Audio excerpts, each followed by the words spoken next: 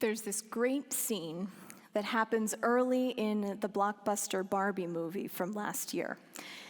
The heroine, stereotypical Barbie, is hosting a casual evening get-together at her dream house to which all of Barbie Land is invited, and they're seamlessly stepping their way through a choreographed dance routine to a customized pop song in sparkling coordinated outfits. And as all of the perfect Barbies remark aloud about how perfect the day has been, and how perfect every day has been, and how perfect all the days to come will be, in the middle of the dance, stereotypical Barbie suddenly asks, "Do you guys ever think about dying?" The record scratches. And everybody freezes and stares at her for a deeply uncomfortable 10 seconds. Barbie eventually changes the subject, and the party starts up again like nothing ever happened. The beginning of Parshat Chayei Sarah feels a little bit like that scene. We open Genesis to a section entitled, "The Life of Sarah," and we begin to read, "The life of Sarah was 100 years and 20 years and 7 years. These are the years of Sarah's life." And the medieval commentator Rashi teaches that seemingly unnecessary repetition of the years of Sarah's life indicates that they were filled with wisdom and righteousness and beauty, and that every one of those years was good, each year as perfect as the one before and as all the ones that would follow. And then the next words, "Sarah died in Kiryat Arba." Cue the record scratch. Sarah's death seems to come out of the blue. And indeed, several rabbinic traditions suggest that it was, in fact, a surprise, that Sarah died of shock after learning Abraham had nearly sacrificed her son Isaac. And we can be pretty sure that Abraham and Sarah and Isaac hadn't been prepared for this eventuality, because the next words we read are that Abraham proceeded to mourn for Sarah and to bewail her. Then Abraham rose from beside his dead and spoke to the Hittites, saying, "I am a resident alien in your midst. Sell me a burial site among you, that I may remove my dead for burial." Now, Abraham, who's even older than Sarah, doesn't have a burial plot ready. And so the patriarch has to negotiate with the neighbors while in a state of mourning. And Isaac, we might notice, is conspicuously absent. We don't see or hear from him for many chapters to come. He's probably in shock, or at least very deep in his grief. And most of the time, people aren't really ready for a death to come. But we might still wonder, had they not thought about it at all before this point? How could that be? But unfortunately, bringing up hard stuff like death and dying, decline and disability, aging and illness and what-ifs, especially when they don't feel particularly close at hand, can sometimes feel like that record scratch moment. If you've ever had or tried to have a conversation with someone about end-of-life wishes, you may have felt like it was the wrong moment, or someone might have told you it was too soon. But the sad fact is, it always feels too soon, until it's too late. American culture is fairly death-phobic. Though we all know that life's only guarantees are death and taxes, the latter may be a fraught topic, but at least it's openly discussed. But death? It's usually discussed in a whisper, when discussed at all. Now, Jewish culture at least is a little more open about it, having a day each year dedicated to contemplating one's mortality on Yom Kippur helps a bit, as does the regular recitation of Mourner's Kaddish in every service. But even still, it can be really difficult to talk out loud with other people about grief after a death, or even more so about anticipatory or ambiguous grief before a death, or about what we or someone else might want when it comes to end-of-life care or burial. So often we don't bring up the conversations because we're afraid we'll upset someone we love, or because it upsets us. And I think in the vast majority of cases, everyone is silently praying that the other person will bring it up first. I want to be really clear that I'm not judging. I've lived this.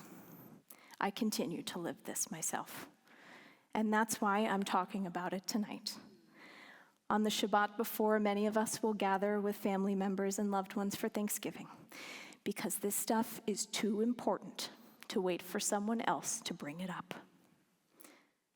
Whatever our age, whatever our health, whatever stages of preparation we've done already, it is a gift to yourself and to your loved ones to make your healthcare wishes known in case a time should come, God forbid, when you are unable to decide or voice them yourself. To make any desires for eventual funeral or burial practices known, and to determine how you want to leave behind your legacy, both in terms of assets and in terms of the lessons, the stories, and the values that you want to pass on. There are many great tools to help you with this.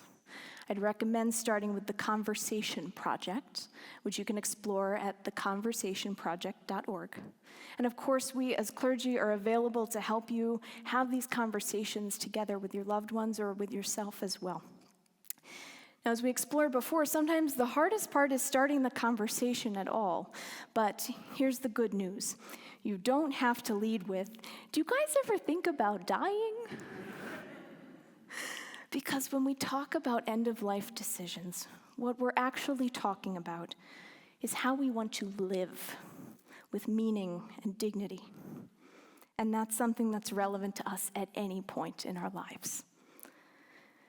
In Chayei Sarah, as we read, the Torah introduces Sarah's death by first recounting her life. Those 127 years filled with wisdom and righteousness and beauty, each one ultimately deemed good, even though her life certainly had many challenging episodes. And to start a conversation with someone else, whether the focus is on you or on them, begin with what matters to you in life. You might ask, what brings meaning to your days? What are the values that shape your actions? Who or what supports you during difficult times? What could you not live without? Now, all of these are great table topics for any day of the year, but as a particular bonus for Thanksgiving, they inspire gratitude and they avoid politics. Now, tellingly, back in our Parsha, Abraham does seem to learn the same wisdom of starting the conversation early after the experience of his wife's death. The text tells us that Abraham was now old and advanced in years. Abraham was already pretty old to begin with. It seems to rather indicate a change of mindset, as he recognizes that he has to look to what comes next.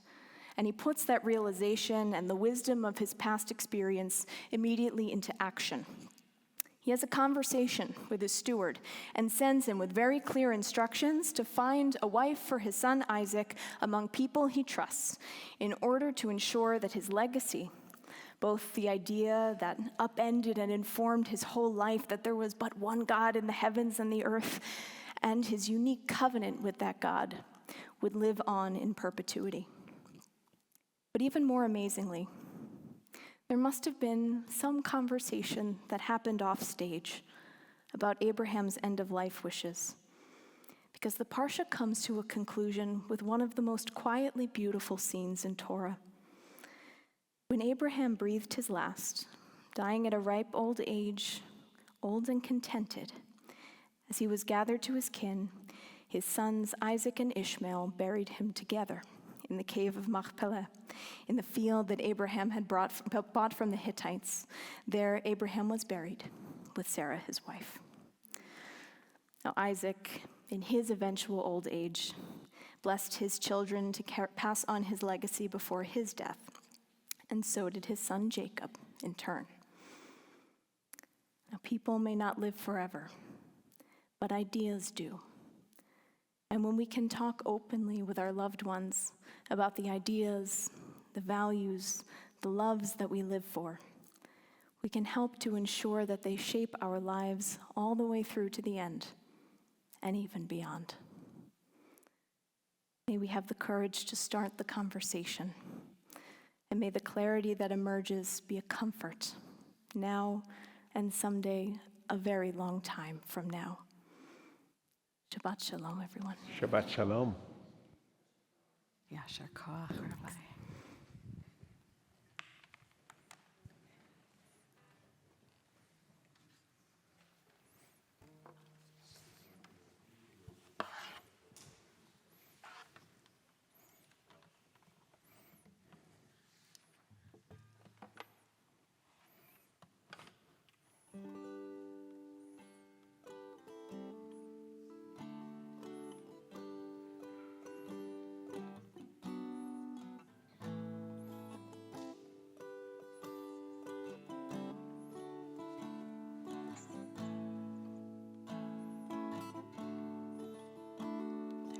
Past in every portrait, there is a truth in every tale, and all the days that came before us are as the wind upon our sails. There is a forest in every father as he stands amidst the wild. There is a mountain in every mother, her sturdy force of heart and mind. The door nagid God lecha. The light in us shines on, and on the door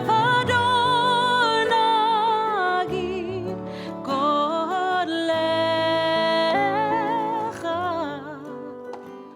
For time may pass, but it's never gone. There is a story, no story without a sadness, and not a life without love. As we look back to the days that have passed us, we hold on to the lights from above. There is a dream. There is a dream In every daughter. in every daughter. There is a song. There is a song In every sun. Is all our tears are made of water. Are made of water. There is a home from which we come. The door nagid God lecha. Join us. The light in us shines on, and on the door nagid God lecha. For time may pass, but it's never gone. The door